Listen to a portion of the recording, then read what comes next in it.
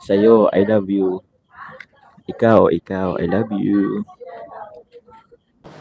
Actually, okay lang naman, sabi ka lang kung ano, kasi malapit lang naman tayo. Malapit ka lang naman, di ba? Diet ka na ngayon, so, yun, makapag-ano tayo, paggabi, kain-kain, samji, samyup, tapos, yun, anong pa ba? Thank you very much. Salamat sa mga effort mo. And thank you for understanding. Thank you, basta thank you sa lahat.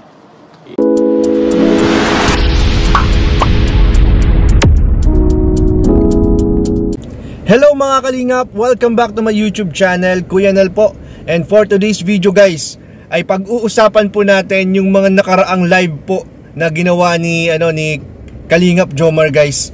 And kung bago pa lang po pala kayo sa akin channel, ay huwag niyo po kalimutan mag-subscribe, like and share po ng aking mga video, at pahit na rin po yung notification bell button para lagi po kayong updated sa aking mga upload. At syempre, huwag po natin kalimutan isuportahan ang ama ng Kalingap, si Kuya Val Santos Matubang, si Ate Edna, si Kalingap Rob, ang K-Boys, Kalingap Partners, and lahat po ng Kalingap Reactors. Ayan, thank you so much po. At ayun nga guys, papanoorin po natin or pakinggan natin yung mga sweet na messages po ni Jomar para kay Carla nitong nakaraan nilang 10th monthsary, At meron dito pong sobrang nakakakilig na mensahe si Kalingap Jomar para kay Carla.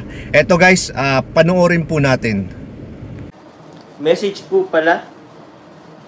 So kay Carla, yun, kay Carla, happy 10th monthsary sa atin, sa Jomcar 18, sasama natin. So, message ko lang din, sana, nag-message kasi ako dun sa pero hopefully na, kahit na medyo yung time natin is medyo hectic, so, tawag niyan, yung schedule mo, schedule ko, medyo, tawag niyan, grabe yung schedule natin ngayon. Hopefully na we still have time na magka-banding ulit. Opo. And I do naman understand, naintindihan naman natin yan na tawag niyan. Meron kang focus ka sa pag-aaral, and yun. Actually, okay lang naman, sabi ka lang kung kasi malapit lang naman tayo. Malapit ka lang naman, 'di ba? Diet ka na ngayon, so yun. Makapag-ano tayo paggabi, kain-kain, samji, samyup, tapos yun, anong pa ba? Thank you very much. Salamat sa mga effort mo, and thank you for understanding. Thank you, basta thank you sa lahat. Yun.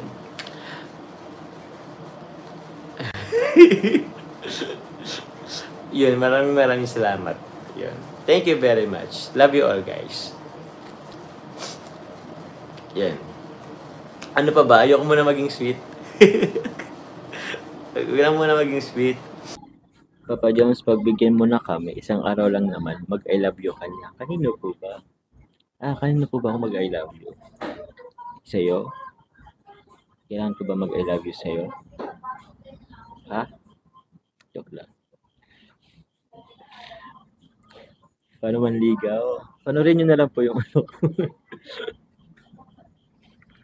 Ay nako, sa'yo, I love you. Ikaw, I love you. So ayan guys, napanood nyo po ang mga kaganapan sa live ni Kalingap Jomar. Grabe po ito guys. Bago po tayo magsimula ay syempre happy 10th monthsary po sa Jomcar, Yan. So sa napanood naman natin sa mga live po nung nakaraan, bagamat hindi po nakapasok si Carla dun sa live ni Papa Joms, ay naiintindihan po natin yan dahil nagkataon po kasi nung magse-celebrate sana sila ay may pasok na po kinaumagahan si Carla and nagkatulog po, so hindi po siya nakapasok sa live po ni Papa Joms. So naiintindihan po natin yan.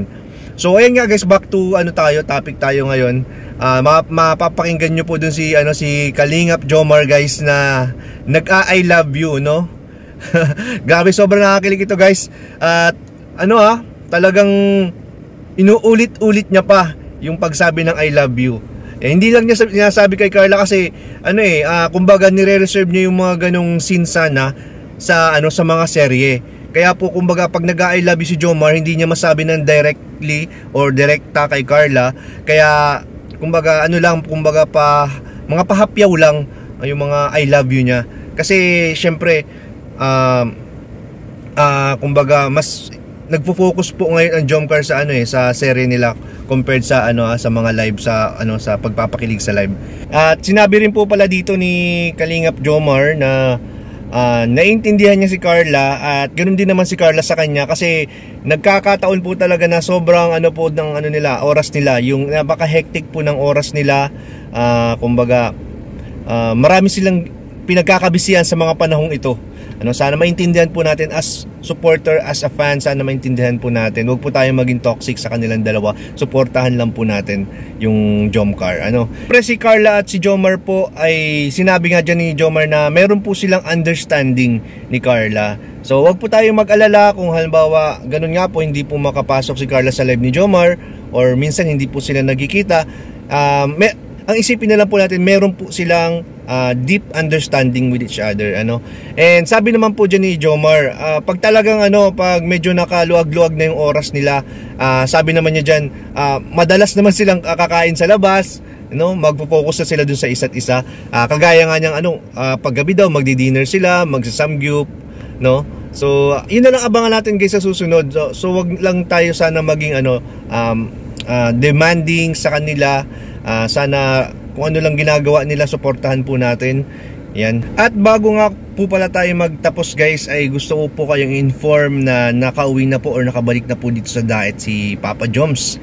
And anytime daw or pwedeng ngayon or bukas ay matutuloy na po. Yan, sinabi niya po yan sa akin. Minessage ako ni Jomar na ready na daw po siya dun para sa part 2 po ng interview, Q&A natin with Papa Joms. Ayan, so abangan nyo po yan dahil napakaganda po ng mga tanong po natin, napakamakabuluhan pong interview yan, masaya, talagang exciting po. So abangan nyo yan mga kalingap, dahil yung ilan po sa mga tanong dyan ay mga galing po, ay halos karamihan nga guys almost majority ng mga itatanong ko ay mga galing po sa mga supporters ng Jomcar. Tsaka yung pati yung mga fast talk guys, abangan nyo, napaka-exciting po niyan. Yan, karamihan po dyan galing po sa mga supporters yung mga tanong natin.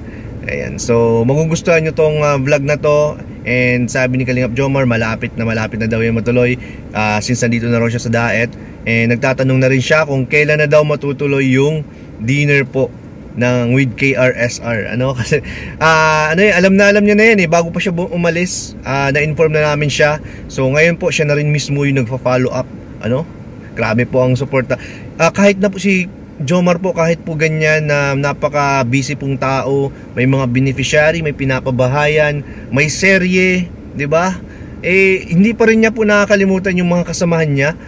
Talagang todo suporta din po siya, kagaya po ni Kalingap Rob. Talagang hindi lang po siya nagfo-focus dun sa sarili niya, kundi po dun sa mga tao na nasa paligid niya. Yan, gusto niya rin kumbaga may angat din or masuportahan, matulungan din sa kahit anong paraan na makakaya po ni Papa Joms. Ayan. So yan din po kasi yung mga yung mga character na tinuturo po sa amin ni Kalingap Rob bago pa man lang kami pumasok sa Kalingap. Ayan, sinasabihan na kami yan, wag natin isipin na yung pansarili lang, isipin natin yung paano tayo makatulong sa kapwa natin, paano natin matutulungan yung mga kasamahan natin, na hindi lang tayo yung aangat, pati yung mga kasamahan natin ay aangat din. So yun lamang po guys, na-share ko lang po, and thank you so much po sa panonood, and bye-bye na muna po for today, and Jesus loves you po. Bye-bye po!